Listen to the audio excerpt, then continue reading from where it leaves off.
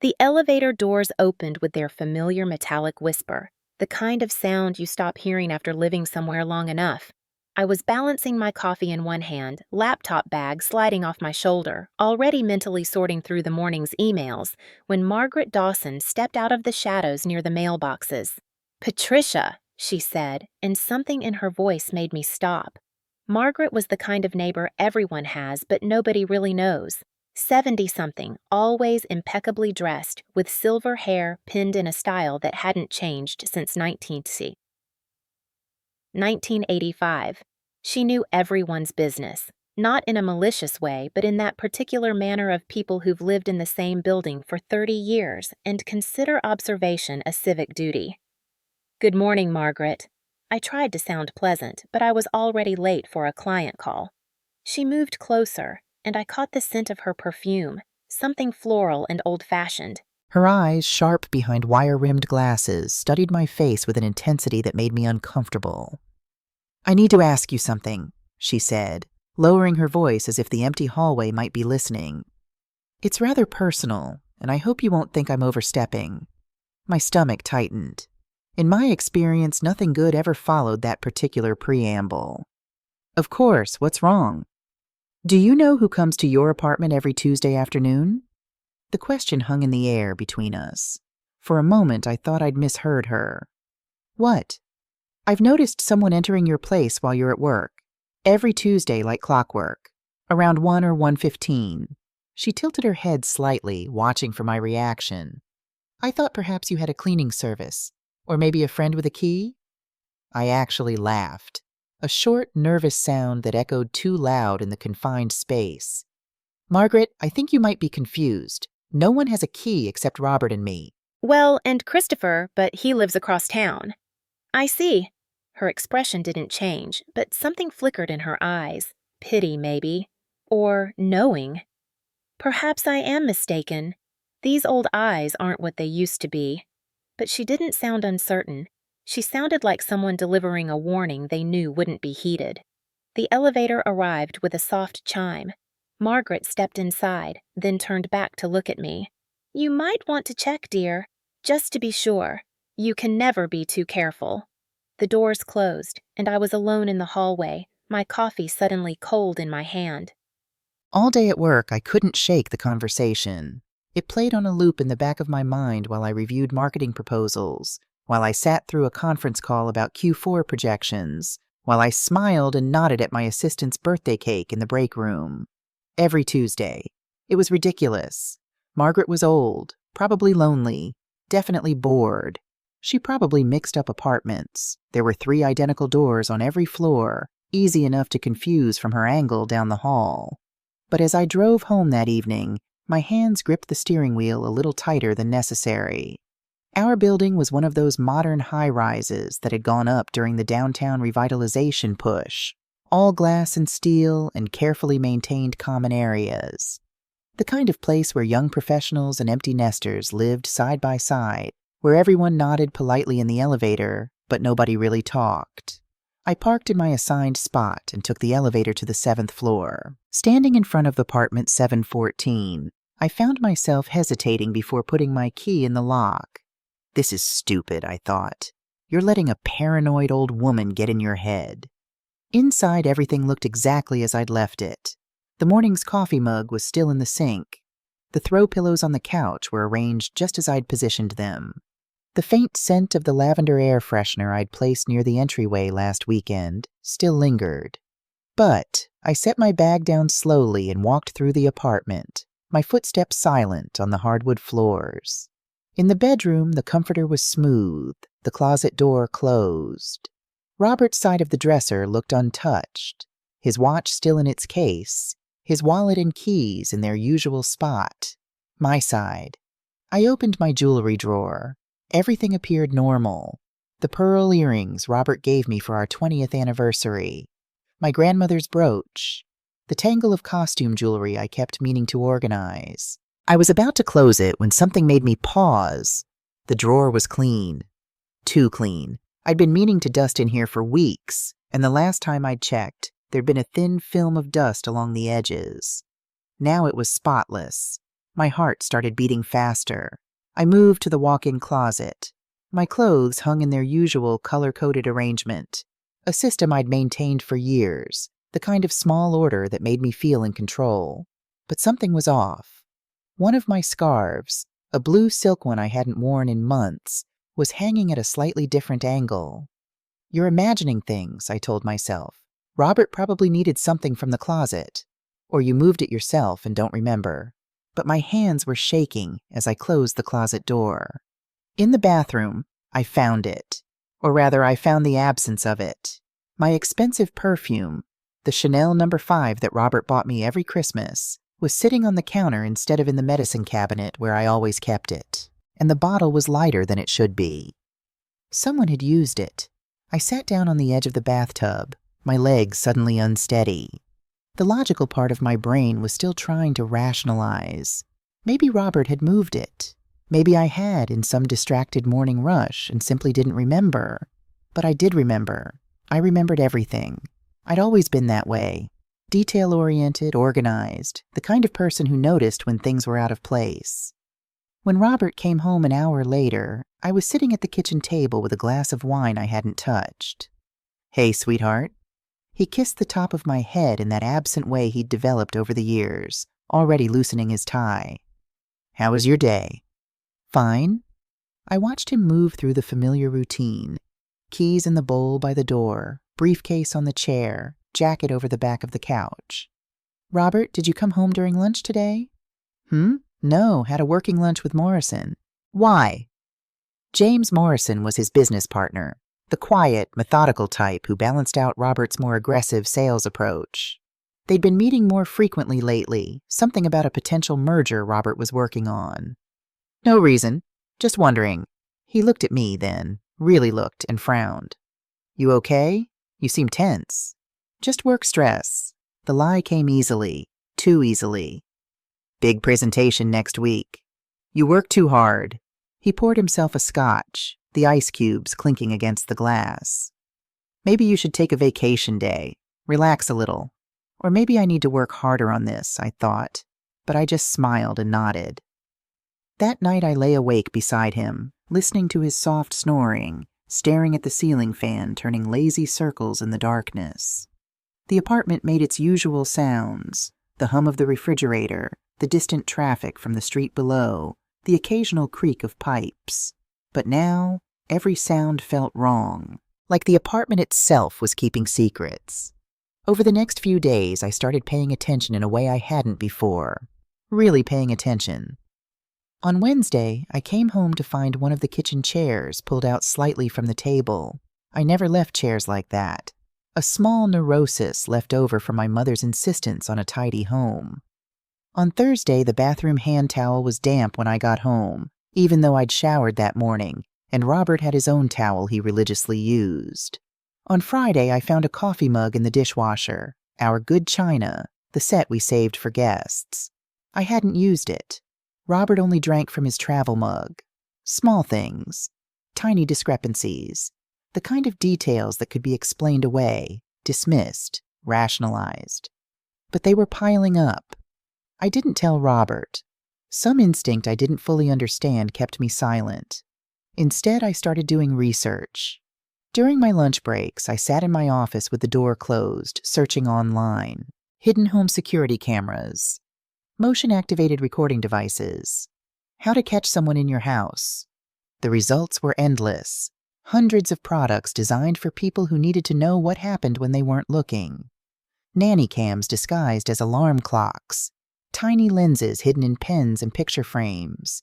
Systems that sent alerts to your phone the moment they detected movement. I felt slightly ridiculous, like I was starring in some paranoid thriller, but I couldn't stop.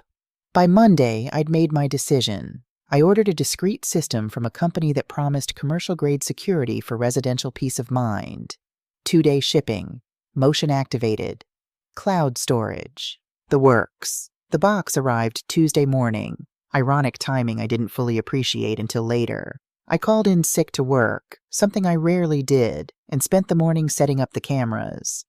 The first one went in the entryway, angled to capture anyone coming through the front door. I mounted it behind a decorative vase on the console table, the lens barely visible if you didn't know to look for it.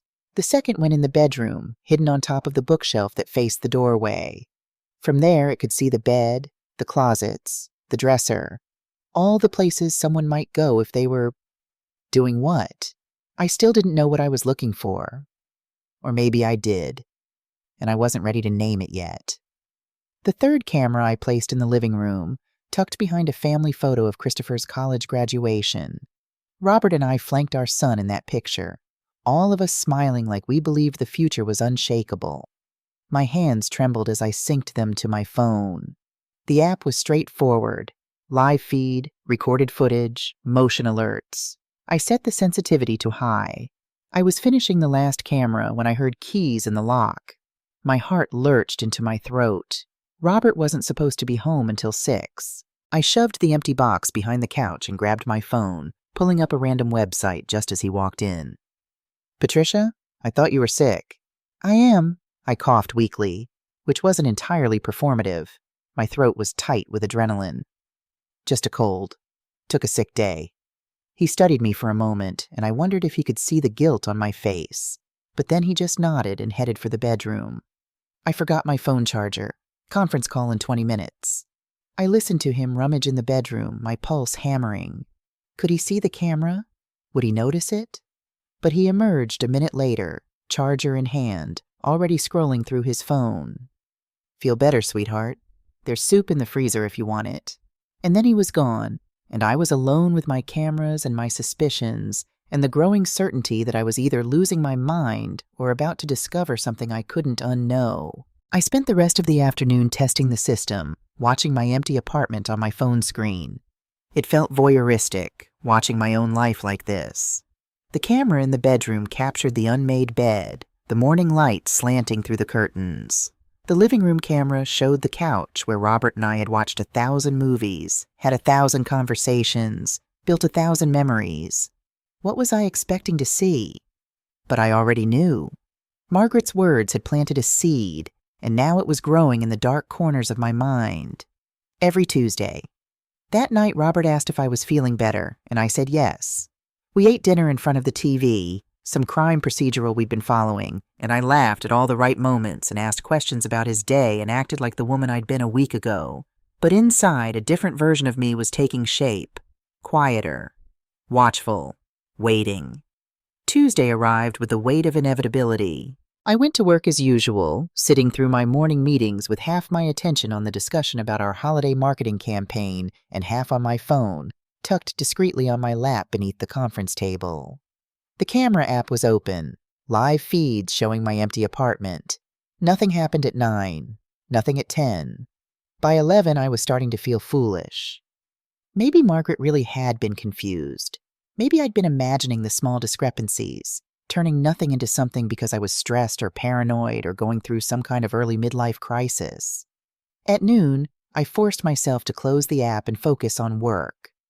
I had a presentation to give to a potential client, and I needed to be sharp, professional, convincing. I was good at my job. I'd built a career on reading people, understanding what they wanted, showing them how our company could deliver. 23 years at the same firm, working my way from junior associate to senior marketing consultant. I was respected, valued, compensated well.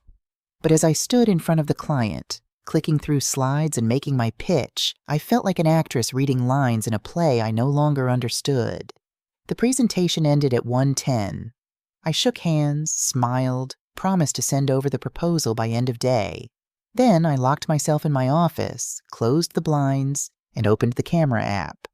For a moment, the screens showed nothing but my empty apartment, exactly as I'd left it. Then, at 1:13 p.m., a notification flashed across my screen. Motion detected. Front door. My finger hovered over the alert. This was it, the moment where I would either confirm my paranoia or discover I'd been right. I tapped the notification. The live feed from the entryway camera filled my screen. The front door was opening. A woman stepped inside. For a long moment, I couldn't process what I was seeing. My brain simply refused to accept the information my eyes were providing. It was Hannah, my daughter-in-law, Christopher's wife of 2 years. The young woman I'd welcomed into our family with genuine warmth, had hosted bridal showers for, had helped pick out wedding invitations with. She was in my apartment. She didn't sneak or hesitate. She walked in with the casual confidence of someone who belonged there, someone who had every right to be there. Her blonde hair was pulled back in a ponytail, and she wore jeans and a soft pink sweater, the same outfit she'd worn last time we met for lunch. In her hand was a key. My key. The spare I'd given her when she and Christopher got married so she could help with emergencies or drop things off for Christopher if needed. I watched, paralyzed, as she closed the door behind her and moved deeper into the apartment. She glanced around, not furtively but with a kind of satisfied assessment, like someone surveying their own space. Then she walked directly toward the bedroom. My hands were shaking so badly I almost dropped my phone. I switched to the bedroom camera feed. Hannah entered the frame. She went straight to the closet. Not my side, I noticed, with a strange, detached clarity. Robert's side. She opened his closet door, rifled through his jackets for a moment, then reached into the pocket of his gray blazer. She pulled out something small, I couldn't quite see what, and tucked it into her own pocket. Then she turned to the nightstand on Robert's side of the bed. She opened the drawer, removing something I couldn't quite make out from the camera angle. Next, she did something that made my blood run cold. She walked to my dresser, opened my jewelry drawer, and retrieved the bottle of Chanel No. 5 I kept there. She sprayed it once, twice into the air around her, then on her wrists. She inhaled deeply, a small smile playing at her lips. She returned the perfume, not to the drawer, but to the bathroom counter. Then she stood in front of our full-length mirror, examining her reflection. She adjusted her hair, smoothed her sweater, turned slightly to see herself from different angles. And she smiled. Not a guilty smile, not a nervous smile, a satisfied, almost intimate smile. The kind of smile you'd give yourself when you were exactly where you wanted to be. She pulled out her phone and took a selfie. In my bedroom, in front of my mirror. I watched the timestamp, 1:17 p.m. She'd been in the apartment for exactly 4 minutes. At 1:19 she left, locking the door carefully behind her. I sat in my office, staring at the now empty screen, my heart hammering so hard I thought it might break through my ribs. Then I lunged for my trash can and vomited. When I could breathe again, when my hands had stopped shaking enough to hold my phone steady, I did the only thing I could think of.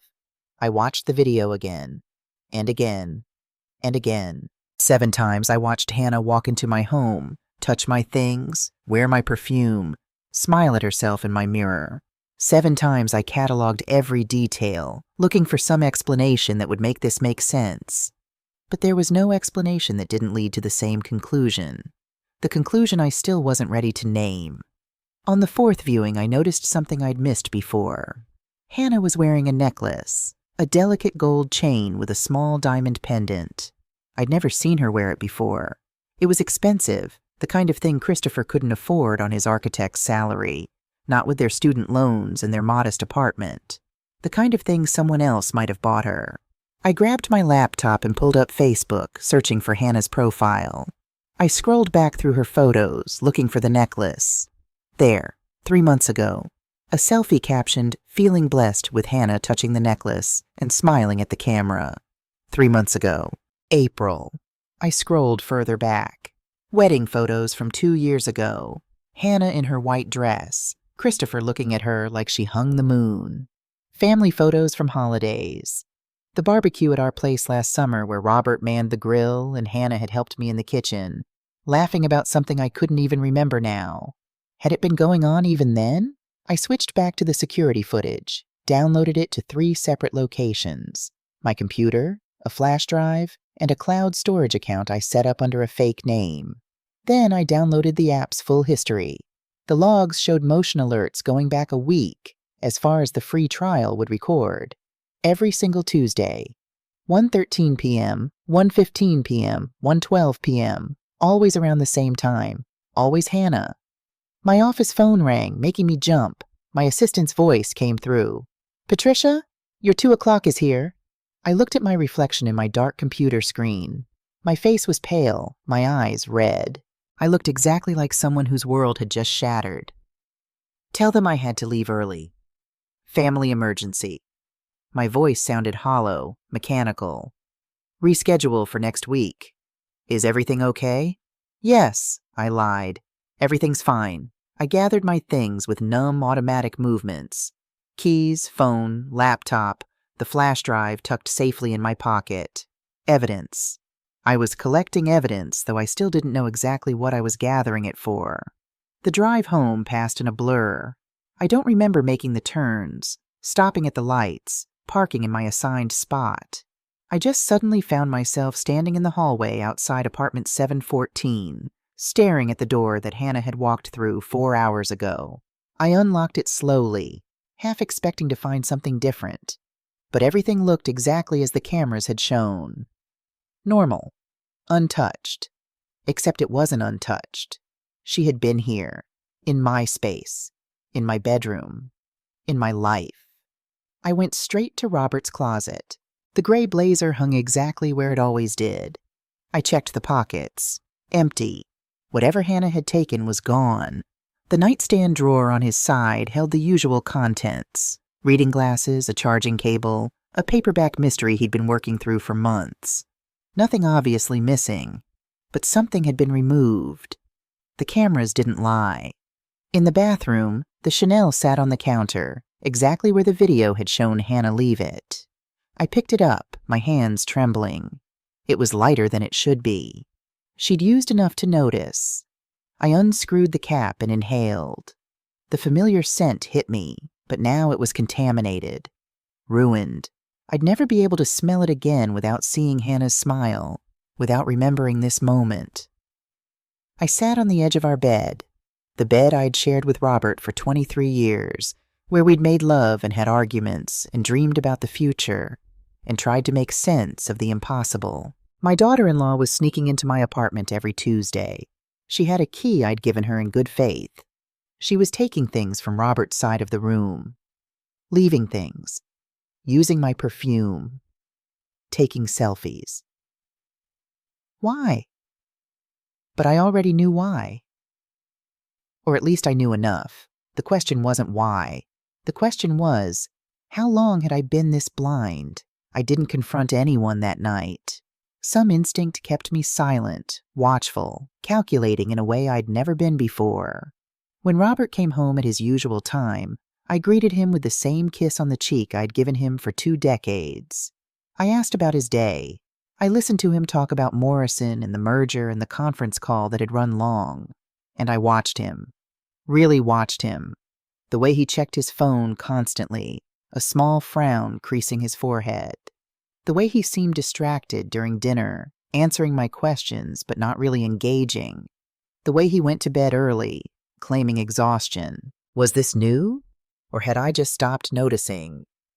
After he fell asleep, I took my laptop to the guest room and started my real investigation. I began with photos. Years and years of photos stored on my phone, backed up to the cloud. Family gatherings, holidays, random moments I'd captured and forgotten. I searched for Hannah. Found her at Christopher's graduation party 5 years ago, before they were even dating, just a pretty girl he'd brought as a date. Found her at their engagement party, at the wedding, at countless Sunday dinners and birthday celebrations. And I found something I'd never noticed before. In a photo from a family barbecue 2 summers ago, Hannah was laughing at something off camera. And in the background, slightly out of focus, Robert was looking at her, just looking. But there was something in his expression, appreciation, interest, something that made my stomach turn. I scrolled back further. There, another photo, this one from Christopher and Hannah's wedding reception. I'd taken it during the father-son dance, focusing on Christopher and Robert on the dance floor. But in the background, Hannah stood watching them, and her face held an expression I'd never parsed before. She wasn't looking at Christopher. She was looking at Robert. My hands were trembling again. I opened a new document and started a timeline. 2 years ago, August. Christopher and Hannah married. 2 years ago. September. Hannah given spare key. My idea. Family should have access in emergencies. 18 months ago. First Tuesday visit, based on Margaret's observation of months. 3 months ago, April. Hannah appears wearing expensive necklace. Present weekly Tuesday visits at 1:15 p.m. I pulled up our cell phone records next, the shared family plan that included Christopher's line. The phone company's website let me see call logs, though not the content. There, Christopher's phone. Every Tuesday afternoon, multiple calls to Robert's cell. Right around 2 or 2:30, about an hour after Hannah left our apartment. Christopher was calling his father every Tuesday afternoon. Was he checking in? Making sure Robert was at work? Confirming his weekly late meetings? Or was he calling because Hannah wasn't answering her phone? I switched to Robert's credit card statements. I had access to everything. We'd always maintained combined finances, the hallmark of a trusting marriage. I scrolled back through months of charges. And there they were, hidden in plain sight because I'd never thought to look. Every 2 weeks, a charge at the Riverside Inn. $200, sometimes $250. Always listed as business expense, client meeting, the Riverside Inn. A boutique hotel 3 miles from our building, the kind of place that prided itself on discretion and luxury. I pulled up their website, checked the rates. A standard room was $175 a night. With tax, about $200, not a conference room rental, not a restaurant charge. A room. My vision blurred. I couldn't breathe. The walls of the guest room seemed to close in. 23 years. We'd been married for 23 years. We'd built a life together, raised a son, created a home. And he was taking my son's wife to a hotel. The thought was so enormous, so impossible that my mind simply couldn't hold it. It kept sliding away, my brain refusing to accept what my eyes were seeing. I closed the laptop carefully, my movements mechanical. Then I went to the bathroom and vomited again, heaving until there was nothing left. When I could stand, I washed my face with cold water and looked at myself in the mirror. The woman looking back was a stranger. Her eyes were red and hollow. Her face was pale, drawn. She looked like someone who'd just received a terminal diagnosis. In a way, I had. I went back to the guest room, but I couldn't open the laptop again. Not yet. Instead, I lay on this bed and stared at the ceiling, my mind racing through memories, recontextualizing everything I thought I knew. The way Robert had encouraged me to give Hannah a key. She's family now, Em, and she's so helpful. The way he'd suggested Christopher and Hannah come to Sunday dinners less often. They're newlyweds. They need their space. The way he'd started working late every Tuesday. Morrison and I have standing meetings with potential investors. You know how it is. I knew how it was. I just hadn't known it was this. Somewhere around 3 a.m., I finally fell into an exhausted sleep. I dreamed of elevators that wouldn't stop at my floor, of doors that opened onto empty rooms, of mirrors that showed strangers' faces instead of my own. When I woke at dawn, Robert was already up, showering, getting ready for work. The sound of running water was so normal, so routine, that for a moment I could almost pretend yesterday hadn't happened. But it had. And now I knew. The question was, what was I going to do about it? Didn't explode. I planned. Wednesday morning, I woke with a strange clarity. The shock had given way to something colder, more calculating. I'd spent the night cataloging evidence, and by dawn, I knew exactly what I needed to do. Robert was already in the shower when I got up. I made coffee with steady hands, performed the morning routine with mechanical precision. When he emerged, I smiled at him. "Sleep well?" I asked. "Fine. You?" "Better." The lie tasted like nothing. The moment he left for work, I was on the phone. "Susan Cooper's office." "Hi, it's Patricia Williams. Is Susan available? It's urgent." Susan and I had known each other for 15 years from a book club that had long since dissolved. She'd gone into family law with a reputation for being both compassionate and ruthless. "Patricia, hi. What's going on?" I chose my words carefully. "I need legal advice. Someone has been entering my home without my knowledge, using a key I gave them for legitimate purposes. Do you have proof?" "Video evidence. Multiple instances. Timestamps. Everything. There was a pause. Patricia, when you say someone, I'd rather not discuss it over the phone. Can we meet? Lunch, 1 o'clock. The bistro near my office. Susan was already there when I arrived, her auburn hair pulled back, reading glasses perched on her nose. She looked up when I approached, and I saw her expression shift at whatever she saw in my face. You look terrible, she said bluntly. I feel worse. We ordered salads neither of us would finish, and I laid it out. Not everything. Not yet. Someone entering without permission, using access I'd granted in good faith.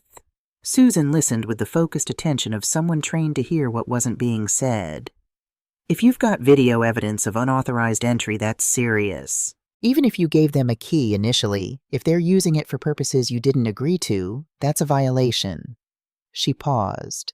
Patricia, who is this person? I met her gaze. Before I answer that, I need to know something. If this becomes a legal matter, divorce, property disputes, everything I tell you is protected, right? She went very still. Divorce. Hypothetically. Jesus. She sat back. Okay. Yes. Attorney-client privilege. But Patricia, if you're talking about divorce, I need to know what we're dealing with. 23 years of marriage, joint assets, and evidence of infidelity. Susan's expression softened with sympathy, but her voice stayed professional.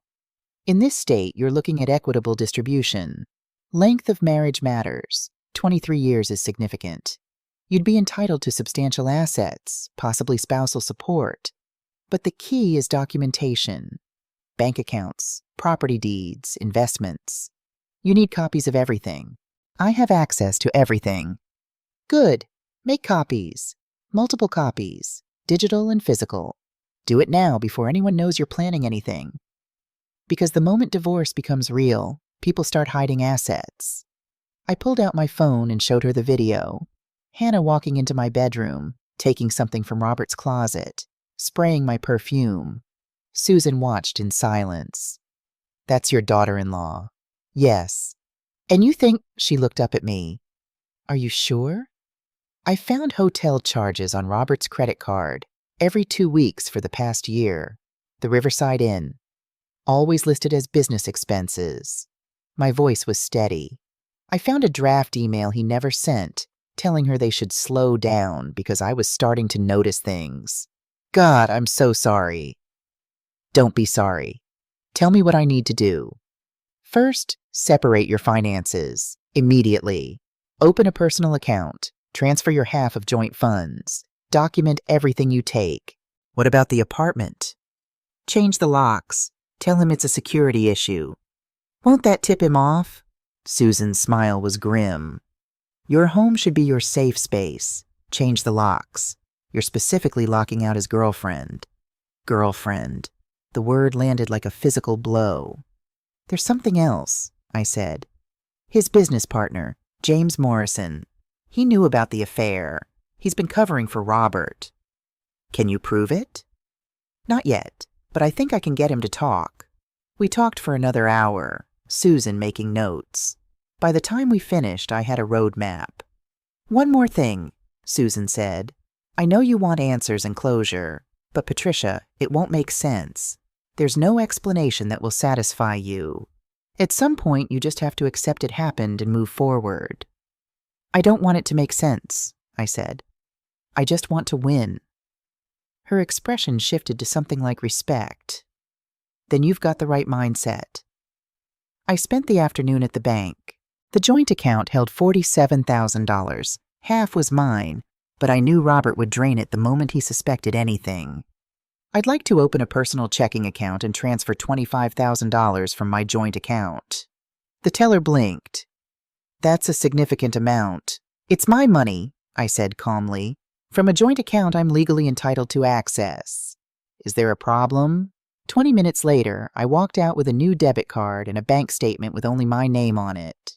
At home, I went through our file cabinet with methodical precision. Tax returns, investment statements, the apartment deed, insurance policies.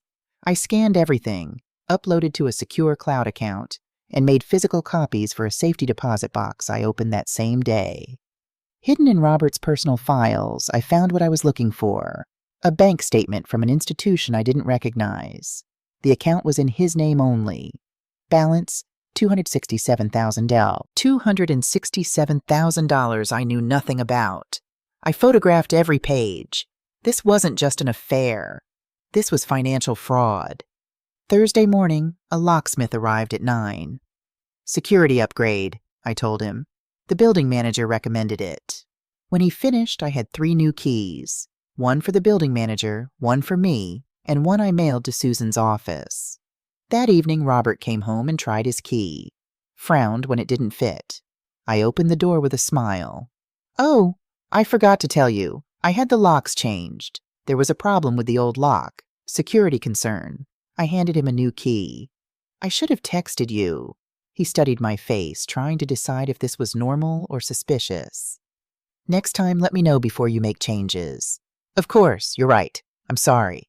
The apology tasted like victory. Saturday morning, Christopher called. "Hey, Mom. Hannah and I were thinking about coming over tomorrow for brunch. If you're free?" 3 weeks since their last visit. 9 Tuesdays. "That sounds lovely. What time?" 11? I'll bring bagels." "Perfect. See you then, sweetheart." Tomorrow, Hannah would be in my home, at my table. Could I sit across from her and pretend I didn't know? Yes, because that's what she'd been doing to me for 18 months. But first, I needed one more piece of evidence. Tuesday morning, I called in sick. Then I drove to the Riverside Inn. It was a boutique hotel in the Arts District, all exposed brick and velvet furnishings. The kind of place that attracted couples looking for romance or anonymity. I parked across the street at a coffee shop with large windows facing the hotel entrance, and I waited. At 1:47 p.m., Robert's silver Lexus pulled into the hotel's parking structure. My hands clenched around the paper cup. Part of me had still hoped I was wrong. But there he was, walking into the hotel with the casual confidence of someone who'd done this many times before. At 2:03 p.m., a white Honda Civic pulled up. Hannah got out, wearing jeans and a pale blue sweater. She walked into the hotel without hesitation. She thought I was at work. She thought I was oblivious. She thought she was safe. I sat there for 2 hours, watching, my coffee growing cold, my heart growing colder.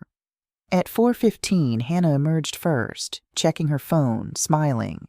Robert came out 10 minutes later, looking around before heading to his car. I watched him drive away. Then I walked across the street. The hotel lobby was dimly lit, all dark wood and soft jazz. A young man stood behind the desk. "Good afternoon. Do you have a reservation?" "Actually, I was hoping you could help me." I showed him a photo of Robert. "This is my husband. He's been having business meetings here, but I think he might have left something behind. Can you tell me what room he typically uses?" The desk clerk's smile faltered. "I'm sorry, ma'am, but I can't provide guest information. Patricia?" I turned. James Morrison stood in the lobby, briefcase in hand, his expression somewhere between surprise and panic. "Perfect." "James," I said warmly. "What a coincidence. Are you meeting Robert?" No. Client meeting. What are you doing here?" "Looking for Robert. He's been coming here for business meetings. You've been here with him before, haven't you?" The color drained from James's face. He knew, and he knew that I knew he knew. "Patricia, maybe we should talk. There's a restaurant around the corner." "That sounds perfect." The restaurant was quiet, half empty. We sat at a corner booth. "How long have you known?" he asked finally. "Does it matter?" "I suppose not." He ran a hand through his thinning hair. "Look, Patricia, How long have you known?" I repeated, my voice harder. He met my eyes, looked away. 6 months, maybe 7. "And you said nothing." "I confronted Robert, multiple times. I told him he was being an idiot, that he needed to end it." "But he didn't." "No." James's voice was heavy with guilt. "He kept saying it was complicated, that he just needed time. Patricia, I should have told you. I've been sick about it. Yet here we are. I'm sorry. That doesn't fix anything, but I am genuinely sorry." I studied him. James had always been decent. but he'd lied to me by omission. I need you to tell me everything. When it started, what you know, every detail. Patricia, everything, James. Or I tell your wife that you've been covering for Robert's affair, that you've been enabling this. His face went gray. That's not fair. Neither is what you've done. Finally, James exhaled. It started before Christopher and Hannah were even engaged. Robert admitted he was seeing someone. He said it was casual, meaningless. I told him he was being reckless. Then Christopher announced the engagement, and I assumed Robert had ended it. Who would continue an affair when their son is getting married? He shook his head. I didn't find out it was Hannah until after the wedding. I was here at the hotel for an actual business meeting, and I saw them. Together. What did you do? I confronted him. Threatened to tell you if he didn't end it. He swore he would. Said it was just a mistake. James laughed bitterly. Obviously, he lied. I leaned forward. I need you to write down everything you just told me. Dates, conversations, what you saw, everything. Patricia, you owe me this. Write it down, sign it, send it to my lawyer. And maybe I won't make sure everyone knows what you've been doing. He stared at me, then slowly nodded. There's something else, he said quietly. Robert's been moving money, setting up accounts I don't have access to. The merger we've been working on? If it goes through, Robert stands to make about $400,000. I think he's planning to take the money and start over, somewhere else, with Hannah. Can you document that? I can try, but Patricia, if you're planning to divorce him, you should move fast, before the merger finalizes, because once he has that money, he'll disappear. James nodded grimly. I stood up. Send me everything by Friday. And James, if you warn Robert that I know, I will make sure you lose everything. Your partnership, your reputation, all of it. Understand? I understand. Sunday morning arrived bright and cold. I woke at 6, couldn't go back to sleep. By 8, I'd cleaned the apartment, set the table, arranged fresh flowers in a vase. Everything had to look perfect, normal, like the home of a woman who didn't know her life was built on lies. Robert emerged from the bedroom at 9, surprised to see me up. You're in a good mood, he observed. Christopher's coming. I haven't seen him in weeks. I smiled. I miss him. Something flickered across Robert's face. Guilt? Fear? But then it was gone. At 10:45, my phone buzzed. Christopher, running a few minutes late, traffic. I texted back. No problem. Drive safe. They arrived at 11:20. I heard their voices in the hallway, Christopher's laugh, Hannah saying something I couldn't make out. Then the knock. I opened the door with a bright smile. There you are? Christopher hugged me, lifting me slightly off the ground like he always did. Hey, Mom. Sorry we're late. Don't be silly. Come in, come in. Hannah followed, carrying a bakery box.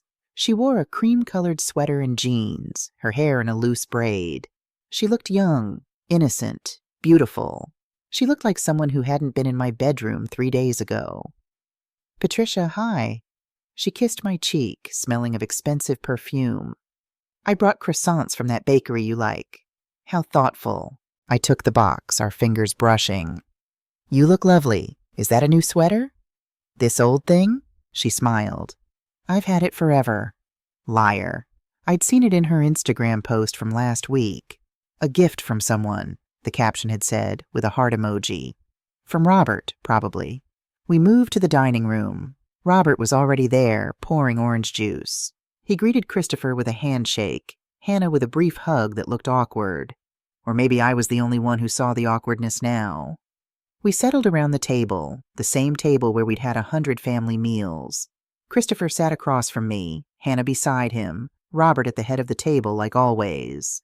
So, I said, passing the bagels, what's new with you two? Christopher launched into a story about a project at work, some architectural competition he was entering. I listened, asked questions, laughed at the right moments. Hannah was quieter than usual. She kept glancing at Robert, who was focused intently on his food. Hannah, I said, pouring coffee, how's the university? Are you teaching this semester? Just one class, Tuesday afternoons. She met my eyes without flinching. It's a good schedule. Gives me time for research. Tuesday afternoons. She said it so casually. That's wonderful. What do you do with the rest of your Tuesdays? The slightest hesitation. Oh, errands, grocery shopping, boring stuff. I smiled. I know exactly what you mean. I have such a boring Tuesday routine myself. Robert's fork clattered against his plate. Patricia, can you pass the cream cheese? I handed it to him, our eyes meeting briefly. He looked away first. Christopher didn't notice. He was checking his phone, frowning. Sorry, work email. Just give me 1 second. While he was distracted, I turned to Hannah. I love your necklace. Is it new? Her hand flew to the gold pendant at her throat. Oh, no, I've had it a while. 3 months? I asked pleasantly. I don't remember seeing it before that. Her smile froze. I'm not sure exactly when. It's beautiful. Robert, didn't you get me a similar one for our anniversary? I tilted my head, knowing perfectly well he hadn't. Or am I misremembering? You're misremembering, Robert said flatly. Christopher looked up from his phone. What are we talking about? Jewelry, I said brightly. I was just admiring Hannah's necklace. It looks expensive. It was a gift, Hannah said quickly, from my sister. Another lie. Her sister lived in Seattle on a teacher's salary. That necklace cost at least $2,000. Your sister has excellent taste. The conversation moved on, but the tension remained, thick as fog. Christopher talked about maybe taking a trip in the summer. Robert mentioned the merger at work. Hannah said very little, pushing food around her plate. I watched them all. My son, innocent and oblivious. My husband, guilty and trapped. My daughter-in-law, calculating and careful. As we finished eating, Christopher stood. I'm going to use the bathroom. Be right back. The moment he left, the atmosphere shifted. Robert stood abruptly. I should check on something in the study. He fled. Hannah and I were alone at the table. She looked at me, and for the first time I saw uncertainty in her eyes. Patricia, is everything okay? You seem different. Different how? I don't know. Just different. I could have confronted her right then, could have thrown the evidence in her face, watched her squirm, demanded answers. But I didn't, because this wasn't the time. Not yet. Not with Christopher about to return, not in my home where he would hear everything. Instead, I smiled. I'm fine, dear. Just tired. Work has been stressful. She studied me, trying to read something in my expression, but I gave her nothing. Christopher returned. Ready to go? I promised I'd help you move that bookshelf this afternoon. Hannah stood quickly. Right. Yes. We should get going. They gathered their things. More hugs, more pleasantries, promises to do this again soon. At the door, Christopher hugged me tight. Love you, Mom. Love you too, sweetheart. Hannah kissed my cheek again. Thank you for brunch. It was lovely. It was, I agreed. We should do it again. Next week, maybe? I saw the flash of panic in her eyes. Next week? I'll have to check my schedule. Of course. Tuesday works for me. Oh, wait. I touched her arm lightly. You have class on Tuesdays. What was I thinking? Right. Class. She forced a smile. We'll figure something out. They left. Robert came out of the study after the door closed. That was nice, he said carefully. Yes. I started clearing the table. It was very nice. He watched me for a moment. Patricia, are you sure everything's okay? I looked at him. Really looked at him. The man I'd loved for 23 years. The man who'd held me through my father's death, who'd been there for every milestone, every moment. The man who was sleeping with our son's wife. Everything's fine, Robert. Why do you ask? No reason. You just seem, I don't know, on edge. Just tired, I repeated, like I told Hannah. He nodded slowly, still watching me with that uncertain expression. Good. Let him wonder. Let him worry. The game was just beginning. Monday morning, I received an email from James Morrison. The subject line read simply, "As requested." I opened it in my office with the door locked, my hand steady despite my racing heart. The attachment was a 4-page document, single-spaced, detailing everything. Dates, conversations, the day he'd seen Robert and Hannah together at the Riverside Inn, his confrontations with Robert, the lies Robert had told him, the excuses James had made to me, to Christopher, to clients. At the bottom, his signature and date. It was damning. Perfect. I forwarded it to Susan, then saved 3 copies in different secure locations. That afternoon, Susan called. "I got Morrison's statement. Patricia, this is solid. Combined with your videos and the financial records, you have an airtight case. What about the money Robert's been hiding?" "I'm working with a forensic accountant. We're tracing the offshore account.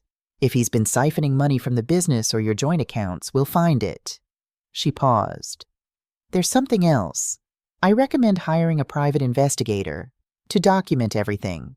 The hotel visits, any other meetings, build a complete timeline." "Will that hold up in court?" "Absolutely. And Patricia, I think you should consider telling Christopher. Soon, before this goes public." My stomach twisted. "I know. The longer you wait, the harder it will be. And if Robert or Hannah tell him first, they'll control the narrative." She was right. But the thought of destroying my son's world made me physically ill. "Let me think about it," I said. That evening, I met with the private investigator Susan had recommended. His name was David Johnson, a former police detective who now ran his own investigation firm. We met at a quiet diner on the outskirts of town. David was in his mid-30s, methodical and direct. "Susan filled me in on the basics," he said, ordering coffee. "Your husband is having an affair with your daughter-in-law. You have video evidence of her entering your home. You want a complete picture." "Yes. I need to know everything. How long this has really been going on, if there are others, where the money is going. Everything. I'll need photos of both of them, their schedules, vehicle information, phone numbers if you have them." I handed him a folder I'd prepared. "Everything's in here." He flipped through it, nodding. "This is good. Very thorough. You've done half my job already. How long will it take?" 2 weeks, maybe 3. I'll surveil them, check their digital footprints, run financial background checks.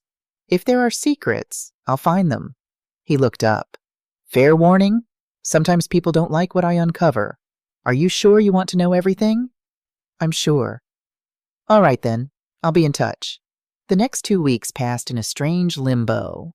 I went to work, came home, maintained the facade of normalcy with Robert. He grew increasingly nervous, watching me with barely concealed suspicion. "Are you feeling okay?" he asked one evening. "You've been so quiet lately." "Just busy at work," I replied. "The holiday campaign is consuming all my energy." "Maybe we should take a trip. Get away for a weekend. Just the 2 of us." The suggestion was so absurd I almost laughed. "That sounds nice. Let's plan something after the new year." After the divorce, I thought. Hannah stopped texting me. No more friendly messages, no more invitations to lunch. She knew something had shifted, even if she didn't know what. Christopher called twice, his voice worried. "Mom, is everything okay? Hannah said brunch was weird." "Everything's fine, sweetheart. I was just tired that day." "Are you sure? You'd tell me if something was wrong, right?" The lie stuck in my throat. "Of course I would." On a gray Tuesday afternoon, exactly 2 weeks after I'd hired him, David called. "We need to meet. I have your report." An hour later, I sat in his office while he laid out folder after folder of evidence. "Your husband and your daughter-in-law have been having an affair for approximately 18 months, he began. "It started shortly after their engagement. The first documented instance I found was at a hotel in the next county, 3 months before the wedding." My breath caught. Before the wedding, while Christopher was planning his future with this woman. David continued, his voice professionally neutral. "They meet twice a week on average. Tuesdays at your apartment and usually Thursdays at the Riverside Inn. I have photos from the past 2 weeks documenting both." He slid photos across the desk. Robert and Hannah entering the hotel together. sitting close at a restaurant, her hand on his arm. There's more. Your daughter-in-law has a history. At her previous university, she was dismissed, not relocated as her resume claims. She was having an affair with a department chair, a married man 20 years her senior. I closed my eyes. Does Christopher know? I doubt it. It was hushed up. The university paid her a settlement to leave quietly. What about the money? David pulled out another folder. Your husband has 3 accounts you don't know about. The offshore account you found, plus 2 domestic ones. Total balance, approximately $340,000. The forensic accountant traced deposits. He's been skimming from the business for 2 years. Can we prove it? Yes. He's been falsifying expense reports, routing client payments through personal accounts before reporting them to the partnership. When Morrison finds out, your husband will likely face criminal charges. I felt nothing. The shock had burned itself out long ago, leaving only cold determination. There's one more thing. David's expression shifted slightly. Your daughter-in-law is not pregnant, despite what she may have told your son recently. My head snapped up. What? 2 weeks ago, she told Christopher she might be pregnant. Used it to manipulate him after he started pulling away. I have text messages. But according to medical records we obtained legally through subpoena for the case, she had a tubal ligation at age 23. She cannot get pregnant. The cruelty of it took my breath away. She'd lied to my son about a pregnancy, used his hope, his love as a weapon. Does Christopher know? Not yet, but he should. Soon. I took the folders, the photos, the evidence of 18 months of systematic betrayal. Thank you, David. Send your final invoice to Susan. Patricia. He stopped me at the door. I've been doing this work for 15 years. I've seen a lot of ugly divorces, a lot of betrayals. But this, he shook his head. What they've done to you and your son is particularly cruel. I hope you destroy them. I intend to. That night I sat in the guest room and opened every folder, read every document, studied every photo. The evidence painted a picture of calculated deception, not a moment of weakness, but a sustained conspiracy. Robert hadn't just betrayed me. He'd betrayed our son, stolen from his business, and planned to abandon everything for a woman half his age who had a history of destroying families. At midnight, I made my decision. I called Christopher. Mom, it's late. Is everything okay? No, sweetheart. Everything is not okay. I need you to come over tomorrow evening. It's important. What's wrong? Are you sick? I'm not sick, but we need to talk. You, me, and your father. There was a long pause. This sounds serious. It is. Can you come at 7? Yeah, of course. Should I bring Hannah? No, I said firmly. Just you. Tuesday evening, Christopher arrived at 6:55, his face creased with worry. Mom, you're scaring me. What's going on? Your father will be home any minute. Let's wait for him. Robert walked in at 7:10, stopping short when he saw Christopher.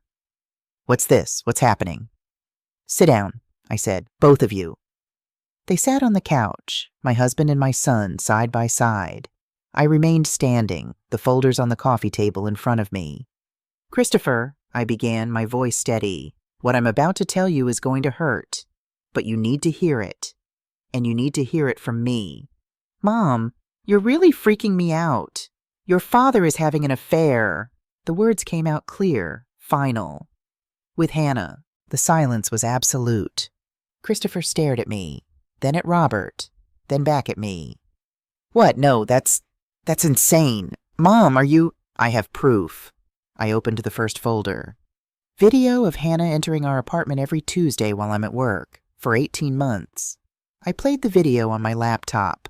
Christopher watched his wife walk into our home, go into our bedroom, touch Robert's clothes. His face went white. This can't be. There has to be an explanation. There is. I opened the second folder. Hotel receipts. Every Thursday for a year. Photos of them together. I laid out the photos. Robert and Hannah at the Riverside Inn. At restaurants. In his car. Christopher's hands were shaking. Dad? Robert said nothing. His face was gray, his eyes on the floor. "Dad!" Christopher's voice cracked. "Say something! Tell me this isn't real!" Robert's voice was barely a whisper. "I'm sorry." The sound Christopher made was inhuman, a wounded animal noise that came from somewhere deep inside. "How long?" he whispered. I answered because Robert couldn't seem to speak. 18 months. It started before your wedding." Christopher stood abruptly, stumbling backward. Before our wedding? While I was... He couldn't finish the sentence. He looked at his father with an expression of such complete betrayal that even I felt it. "Christopher, please." Robert finally found his voice. "It wasn't supposed to happen. It was a mistake." "A mistake?" Christopher roared. "A mistake is forgetting an anniversary. This is you slept with my wife." "I know. God, I know. I tried to stop. You tried?" Christopher laughed, a horrible sound. "For 18 months you tried? Through my wedding? Through holidays? Through every Sunday dinner where you sat across from me and lied?" He turned to me. "How long have you known?" 3 weeks? 3 weeks." He processed this. "Why didn't you tell me immediately?" "I needed proof. I needed to be sure. And I needed to protect you." "Protect me?" His voice broke. "Mom, I'm married to her. I've been sleeping next to her every night while they..." He couldn't continue. He sank into a chair, his head in his hands. I knelt beside him. "There's more, sweetheart, and you need to hear it all." I told him about Hannah's history, the affair at her previous university, the married professor, the settlement. I told him about the pregnancy lie, about the tubal ligation, about her using his hope as manipulation. With each revelation, Christopher seemed to fold in on himself, growing smaller, more broken. Finally, I told him about the money, about Robert's hidden accounts, about the plan to leave, to take the merger money and disappear. "You were going to leave?" Christopher looked at his father. "Leave Mom? Leave me? For her?" Robert's face was wet with tears. "I don't know. I don't know what I was thinking. I wasn't thinking. You weren't thinking?" Christopher stood again, his voice dangerously quiet. "You weren't thinking when you stole from your business? When you lied to everyone? When you destroyed our family?" "Son, please, don't call me that." Christopher's voice was ice. "You don't get to call me that anymore." He turned to me. "I need to go." "Christopher, I need to go, Mom. I can't be here right now." He walked to the door, stopped, turned back to Robert. "I hope she was worth it," he said quietly. "I hope 18 months with her was worth losing everything." Then he was gone, the door closing behind him with a soft click that sounded like a gunshot in the silent apartment. Robert and I sat in that silence for a long time. Then he spoke, his voice hoarse. "You've destroyed everything." I looked at him, really looked at him. This man I'd loved for 23 years, this stranger wearing his face. "I destroyed everything?" I said softly. "I didn't sleep with our son's wife. I didn't steal money. I didn't lie every single day for 18 months. That was all you, Robert. You could have talked to me. We could have worked this out." "Worked it out?" I stood, my voice hardening. "You were planning to leave. You had $340,000 in hidden accounts.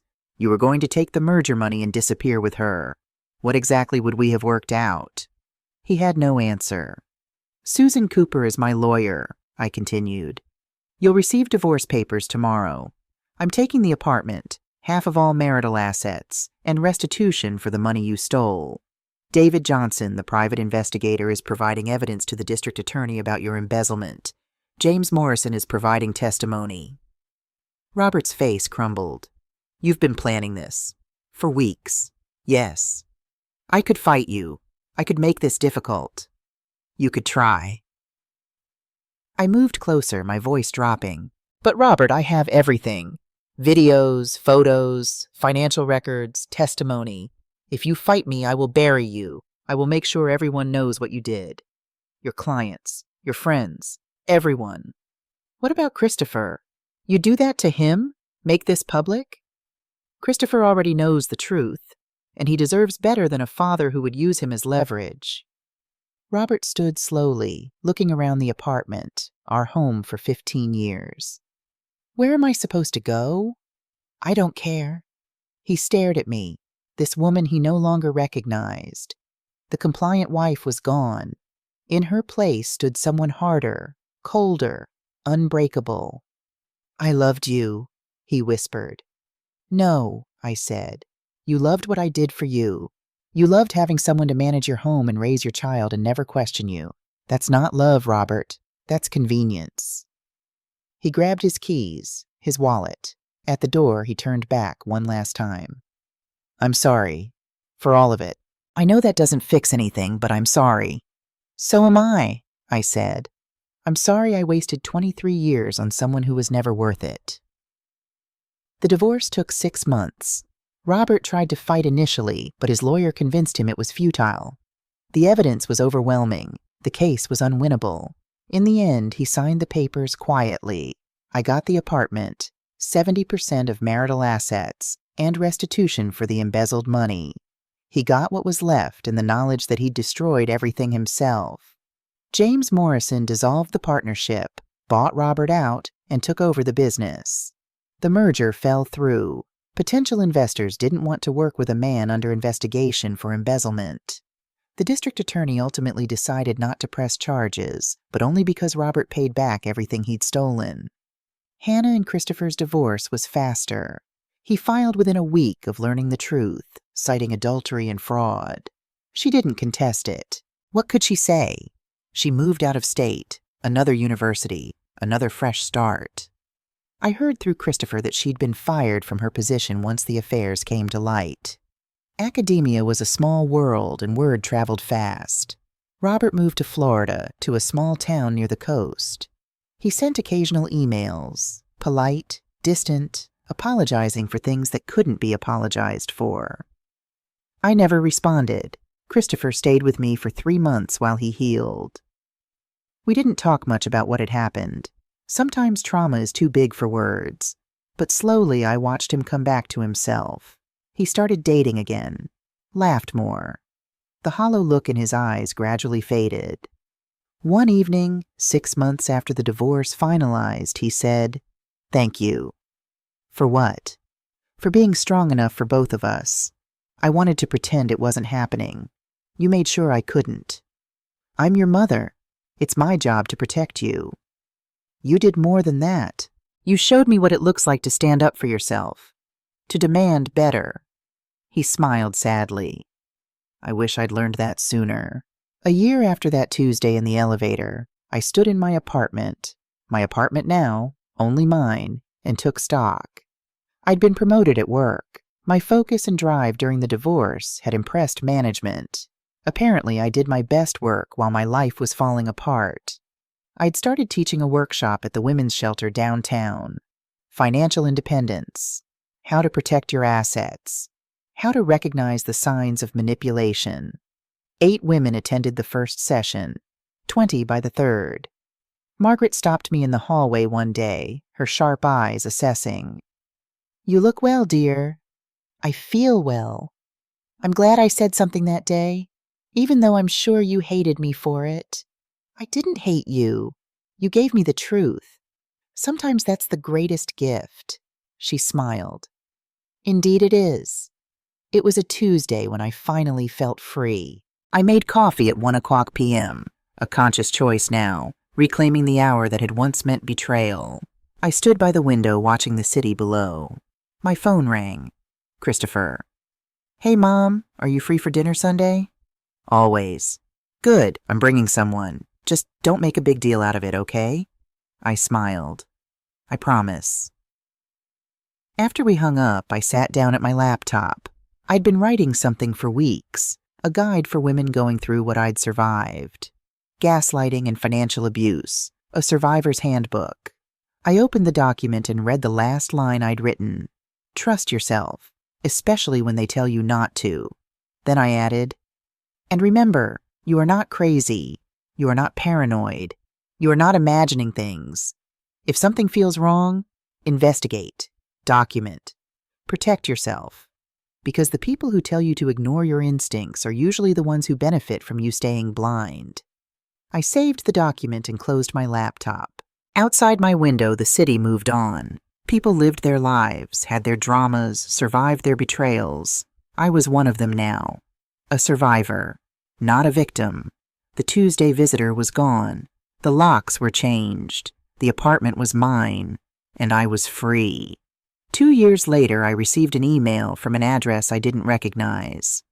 Patricia, I don't expect you to read this, but I needed to write it. You were right about everything. I threw away my family, my integrity, my self-respect for something that was never real. Hannah left me 8 months ago, moved in with someone else she'd been seeing. Turns out I wasn't the only one she was lying to. I'm alone now. I deserve to be. I know you'll never forgive me. I don't forgive myself. But I wanted you to know that you were the strongest person I ever knew. I just wish I'd realized it before I lost you. Robert. I read it twice, then I deleted it. Some apologies come too late. I closed my laptop and looked around my living room.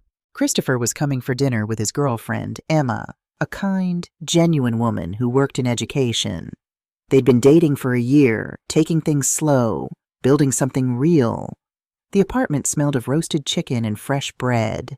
Music played softly. The evening light slanted through the windows, painting everything gold.